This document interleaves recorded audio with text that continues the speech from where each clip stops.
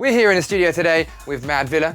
We've come down for some key insights into your workflow, some drum techniques, and a basic overview of your studio. So thanks for having us. No worries. Should we dive in and see what you've got? Yeah, let's get into it.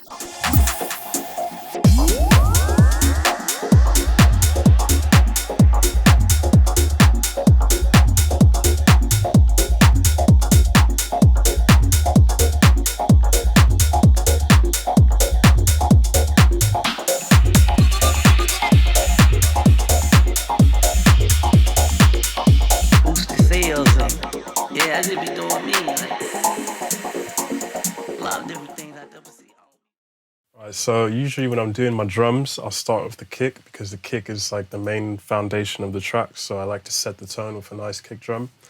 So usually I'll find a good sample that sounds good straight away, and then I'll add subtle processes to it. So I add a bit of saturation and a bit of transient design. I like to boost the attacks with the transient designer, so you get the click coming through nice and sharp through the mix. Mm-hmm. So after that, I'll send it to a custom-made limiter that I've made with Ableton. So I use Ableton's glue compressor. When you use the soft clip feature on the glue compressor, it limits the signal at minus 0.5 dB. So I drive the kick until you see that orange light flash in there. That means it's clipping it at minus 0.5 dB. And the reason why I use Ableton's glue compressor is because compared to the actual limiter plugin itself, it preserves the transients a lot better. So when you drive Ableton's limiter, it does a lot of squashing. It's a lot of squashing, whereas when you drive the glue compressor, that transient information still stays preserved, so you still get that nice sharp punchiness that you would have in the kick originally. Not participating in the loudness wars over here, then we're keeping it nice and dynamic. Yeah, it likes to keep our dynamics there until the very end when you master and you pump the shit out of it. But after I pump it to minus 0.5 dB, I'll bring that down about minus 11 dB. Then I send that signal to a bus where I have my high pass filter. So for sections such as the breakdown, I'll have, the filter will engage or go up and down, however, depending on what track I'm doing. And then I'll have that running into a compressor. I like to use the 1176 clone from Arturia. Arturia makes some great stuff. Yeah, yes. Out of all the clones I've used, they have the best. I think it sounds the nicest plugin-wise anyway. So I use a very slow attack but a very fast release, as this helps. This is like the punchiest setting you could use when you're processing drums. Instantly coming in and taking a while to taking a while to actually engage, so you get that punch come through, and then once it hits, then the release is very fast, so it's not holding on to that compression for too long. So by the end, that's peaking around minus 5 dB, and then I mix everything else around that. So it's a nice case of making sure you've got a good source material from the get-go. Less is more, minimal processing, and just kind of take that best source audio to get the best out of it you can. Yeah, you want a good sound source from the beginning. You don't want to try and polish a turd, because that's not going to help you in the long run. Just find a good sound source and use minimal processing just to bring it out for whatever track you're making, whatever style. So then I'll move on to the drum tops. I separate my kick from the drum tops because when I'm compressing my drums, if I have the kick in that bus, it's going to make the compressor go a bit wild, and it's hard to kind of tame and get the most out of your drum tops when you've got a kick in there, really setting the compressor off. So I'll start by explaining the bus. In this bus here, I've got some effects. So these are just like delay effects and some reverb for the build-ups and stuff. And then the main effects I use for my drum bus is I start off with a compressor, which is usually a bus compressor, the API 2500. Everyone loves the API 2500. Yeah, I think this is the nicest sounding compressor for drums I've used, hardware and software. That's a Waves plugin, isn't it? Yeah, this is Waves version. So there are other versions, but I just stick to Waves because I have it and I haven't had any You can't problems. go wrong with the Waves stuff, to be honest. No, you can't. So I use similar settings for what I would use for the kick, very slow attack, fast release, usually between minus 3 and minus 5 dB on the gain reduction. And the cool thing about API is they have this, modeling feature where you can adjust the tone. You have the old feedback or feed forward compression type. I use the old type because it has a nice musical sound compared to the feed forward, which is a bit more harsh and a bit of warmth on the. Yeah, it has a bit of warmth. And then I'll use for EQing, I used to use the API EQ, but now I'm using Alicia stuff because it's very transparent. You know, you could boost it quite high and not get any harsh distortion. You know, it's very clean. You know, a nice clean transient sound. SPL twin tube again for some harmonics. Transient designer to boost the attack again, and that just, you know, that gives you nice sharp crispy drums. And then that runs into my custom limiter again around -12 dB. I like this idea of custom limit. Yeah, it's I just find when you're trying to balance everything, it's good to have something that is preserving, you know, the transients and the dynamics of the original sounds rather than, you know, over squashing everything during the mixing process, and then by the end you don't really have a good, you know, idea of what's going on because the limiters are, you know, squashing everything. You don't know if everything's coming through how it should do. So I just like to keep it nice and clean until the end. Yeah, good. So what about your hats? Where do a lot of your hats come from? Because your hats always sound really great. Yeah, so I use, basically when I'm designing my hats for drums, I'll use a MIDI drum rack with different hats and, you know, cymbals and stuff that are triggered via different MIDI clips. So here in this track, I've got nothing too complicated, you know, it's a nice groove, the hi-hats and cymbals. I've got some reverse cymbals going on, some effects with delay and echo, and then that hi-hat bus runs into a bus that I've set up inside the drum group with the Aphex vintage exciter from Waves. I find this sounds best on, say, like 909 open hi-hats, because when you have like a muddy hi-hat and you send it through this, it just really like, it makes it sound a lot more clear. You get a lot more clarity out of it, which is usually a problem I have with open hi-hats. So I just send my whole hi-hat group to this exciter. And then I'll have maybe other smaller like loops that I send. So I have these two buses here, which are basically chopped sample loops where I've taken maybe like a drum break or a tops loop, and I've cut the bits out that I want. And then I send them to another bus in the drum group, which is Native Instruments Supercharger GT. I put the saturation up, it's about 8 on the mild setting, and then turn some brightness up on the character. And the saturation you get from this is different to other saturators I've used. It really like creates a crisp, sharp, how can I describe it? A crisp, sharp saturation where you get a lot more loudness out of the sound, but it's not boosting the level, it's actually reducing the level. But you're getting Bringing more the quieter bits up rather than the loudest bits. Yeah, it's bringing out the harmonics, so you perceive it as louder, but it's actually quieter in level. So I use that. I send some chopped loops to that, claps and snares. This is really good for sending claps and snares too in percussion, because it makes it just a lot sharper and a lot clearer. And who's that plugin from? That's Native Instruments. Ah, Native. Yeah, so good old Native. This is they have the Supercharger and Supercharger GT, which has the added saturation and character functions. Yeah, so on top of the hi-hats, obviously you have the claps and snares. I usually keep it quite simple. I just have, you know, standard clap where it would be for a house track with some offbeat snares and percussions. Then to really like fill out the drum groove, I'll have layers such as breaks, which I use some sound design skills to kind of place those into whatever track I'm working on, because often you get loops that the groove of the loop is not the same as the groove in your track. So a way around that is I will use Soundtoys Tremolator, which basically I have this setting that I've made. This is a preset that I've made. It's on 16th time division. So if you think of like a 16th hi-hat note, it's, you know, stuttery. The shape of it is a trapezoid. So I'll open up the settings so you can visually see.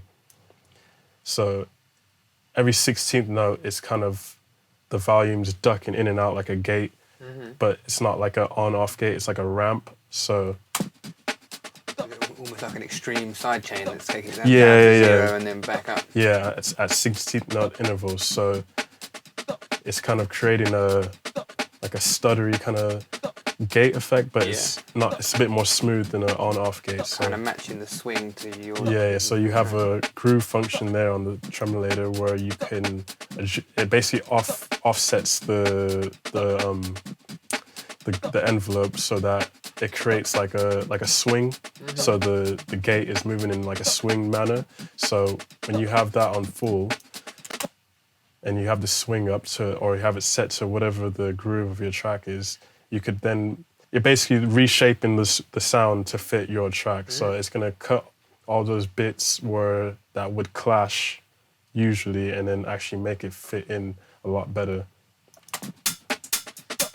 Really like modelling these breaks and also making it a bit more unique and adding your own flair to it, I suppose. And yeah, because lately I've been kind of going for a more minimalistic approach, and I've been trying to really get the most out of sounds that maybe would originally be big and sloppy, and then really trying to tame those down and get them a bit more intricate and fit into my style of music. So you can see without, it doesn't sound bad, but you can hear how there's a tiny bit of clash between what I've got going on in the original loop. So when you have that tremolator going, it just really slots the loop into where it needs to be for the track.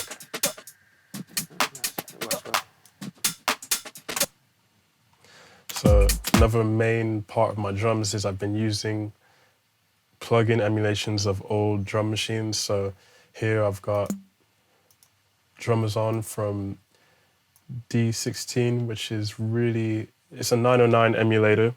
It looks exactly like and works, sounds almost exactly like a 909. Obviously it's a plugin, so it's gonna have that digital aspect, but if you process it right, you can get really nice tone out of it. This I'm just using for a rim shot, so I use the internal sequencer. And that's just a little rim going off on every 10th and 11th step. Again, less is more, just tiny little. Yeah, tiny little things that add more to the groove, but it's not over the top. I pair that with another one from D16 called Nat, which is a 606 emulator.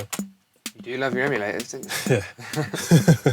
Yeah, so that's another basic groove I've got going, but I'm not using the internal sequencer on Nat. I'm actually using a Max for Live device called Instant House, which is basically a trigger for drum machines, and it has like pre-saved patterns for like drum sequencing. So I usually just click randomize on the pattern, and you can get loads of different kinds of drum patterns.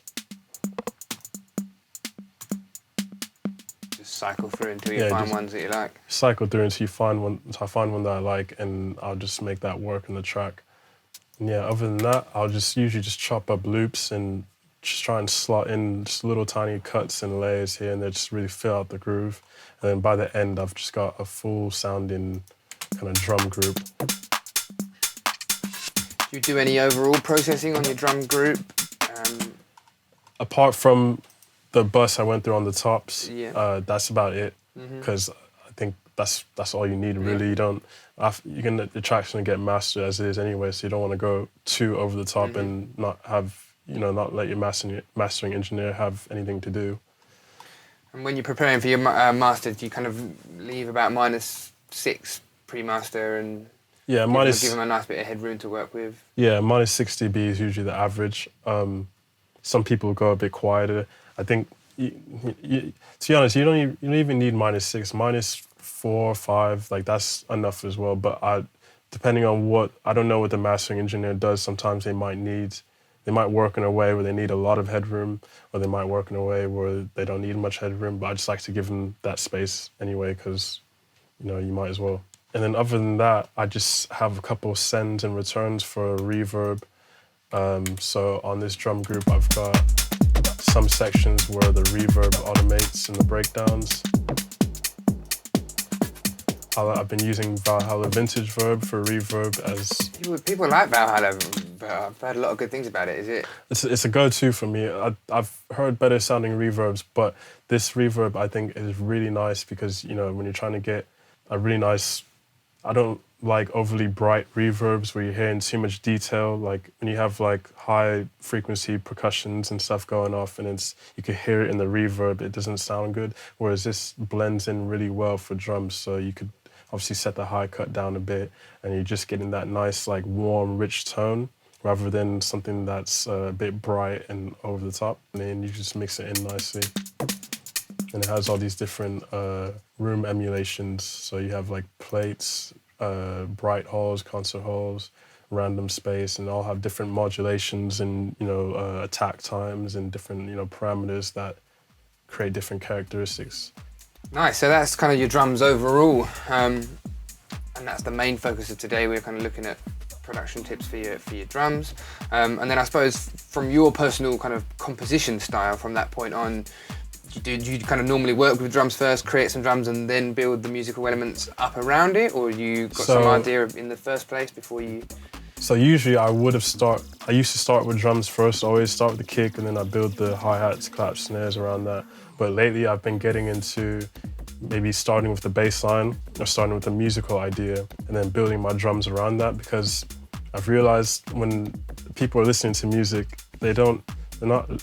They appreciate the drums, but the main attention drawer is going to be the bass line or the musical hook. Mm-hmm. So if you can create a really good bass line or musical hook idea, maybe just have a metronome set up, or you might just use a kick as just a timing marker. Just to give you a reference point in your head. But if you create a really good musical idea and then you build your drums to suit that, the track usually ends up coming out sounding a lot better. Nice. And do you start with the kind of drop part of your bass line and then work backwards? Yeah, so I start with the main bit, the chorus, the drop. Because usually when I make a track, I'll make the drop first. So that's the main action. That's where mostly everything is going to be. Get that out the way, and it's easier to deconstruct that into intro, break, and outro rather than I used to start with the intro and then work all the way up to the build-up and then just drop. I'm just like, I don't know what to do. And you can never try. I used to do that as well. I always struggled to make my drop as emphasized as the rest of it. I'd build, I'm really happy with this bit, and then I just could not get a drop to fit it, and that does solve that problem. Yeah, that was my problem as well. So I start with the drop now and get that main thing out of the way, and then I can deconstruct that into an intro and outro. Cool. One thing else I'd like to touch on is, we can see that you've got a nice bit of gear here in the studio. What are your favourite bits, and how often do you use them for your, whether it's drum writing or chords? I can see you've got some really nice organ pieces over in the corner there. So I use most of the stuff I use in here daily. Like I try and utilize everything as much as I can because I have it, so why not? Yeah, definitely. And these days I'm working more with hardware because I find it's a totally different process to pointing and clicking on the computer. I feel like I can get into the music a bit more, actually put some more like feeling and expression into what I'm doing, because having that tangibility over what you're doing, it's like you have a cable in your hand, you're plugging it into here and rooting it, you just feel like you're more in charge of what's going on. And really when you make something, you feel a bit more excited about it because you're not just loading up a preset and just, making some MIDI notes. You're actually sitting there and testing out ideas and plugging in cables different places and going through settings on the Sims or the drum machines and really trying to make your own thing, rather than relying on presets and stuff that is already kind of like pre-made for you with plugins and stuff. Yeah, nice. So big focus on hardware. What's the cool little Korg thing we've got over there? So this is the Korg Monotron delay. It's a very noisy box, but it's really nice because it has a really nice dub delay. It's got a filter on it, which is modeled after the Korg MS-20 filter. So that's my main attraction behind using it. When you drive signals into it, you have to be really careful because it can overdrive quite easily, but when you get the sweet spot on the overdrive, you get really nice distortion that sounds nice on some sounds, such as like pads or bass lines. Sometimes I might even run like a kick drum through it, just to get that. So it's got audio in and out, and you run into it and yeah, out it's again. got audio in and out through normal mini jacks, and then that goes into my patch bass, so I can just route stuff in and out whenever I need to. Yeah, it's also got a synth on it where it's just basically just a saw wave, and it has some LFO, and you can make really spooky like sci-fi sounds with it. It's really nice. And then you've got some Akai stuff there. Yeah, Akai XR20, which is basically a simplified MPC. It still has most of the main features of an MPC. It's just not as elaborate in terms of sequencing and that. But I use this as like my main hub for the MIDI. So I use this as like the stop-start for everything. I also make drum sequences with it. I'll use it as like a controller, so it has like a note repeat function, which I might use to control other things in Ableton or other synths. It's just basically my main hub for all of my instruments. So you've got the key step from Arturia. Yep, the Arturia key step, which has been a favorite purchase of mine lately, because like I said, I like to work out of the box, and if I could have an external sequencer, to sequence all of my synths out of the box, then that's just a lot better than trying to use Ableton MIDI to control everything. So I usually, this key step is really good for making happy accidents. So I'll sit and I might try and record something and it might come out wrong, but then if you play around with the settings, you can actually make something that sounds really interesting, even though it wasn't on purpose. Okay, so we've spoken about the little bits you've got here. I can't help but I can't ignore it. We've got a really amazing looking Casio kind of organ keyboard type thing going on over here. So what exactly is this? So this is the Casio Cc 701. This is basically one of the very first Casio synths that they ever made back in 1981, I think it was. But as you can see, it's very 70s modeled. It's still got the old push buttons and the wood design and switches. It's mostly organ sounds, but I picked it up for really cheap in London off a guy, and I don't think I'll ever get rid of it because it's so rare and the organ sounds really nice in it and really smooth and lush. So I just want to keep that as my own little tool for the studio. Yeah, I think some people might overlook it and just see it as a keyboard, which I think the guy did, but I actually see it as something that's very unique and musical, because organ sounds, you can get organ sounds anywhere, but the type of organ sounds this produces is very smooth, very rich. Like, think of maybe like Disclosure's music, very lush. A lot of warmth on it. And, yeah. Well, that's really cool. And I think the final thing we'll touch on is you've got the rhythm designer. The RD8, yeah, it's an 808 clone, obviously. I think Behringer have done a really good job at creating an affordable, 808 for people to actually, and it's not just an 808, they've added functions on it. They've put a filter, they've put a wave design in there, they've put added like sequencing functions, so it just makes it a bit more than an 808, a bit more fun than maybe an original 808 would be. Some purists, they may turn their nose up at it, but I think, I haven't seen it. I don't even think Roland's new boutique versions of the 808 and other drum machines can compare to this, because it just feels so hands-on. Yeah, nice. Yeah, it's really nice. It's actually a bit bigger than I thought it would be. Yeah, thing is it's big enough, but it's still quite portable. It's not big and heavy like an original 808 would be, but I think I like to have a nice size for something like that. I would like to have it a nice size rather than like something that's small and dainty. Yeah, of course. Yeah. Big old fingers trying to hit little buttons. So, thanks for having us, Dan. Really appreciate that. It's been a real pleasure. We've gained some real insight into your workflow and to the way in which you get your drums sounding. So like just, I feel that kind of vintage flair that you bring to those drums really sets you apart from other users. So again, thanks for having us. Cheers, guys. As always, like if you like, dislike if you dislike. Chuck us a comment in the comment section, and I'm sure if you've got any questions, we can probably direct them towards MADVILLA. You might be able to get some extra little tips and tips there. As always, just be sure to subscribe to the channel and get in the mix.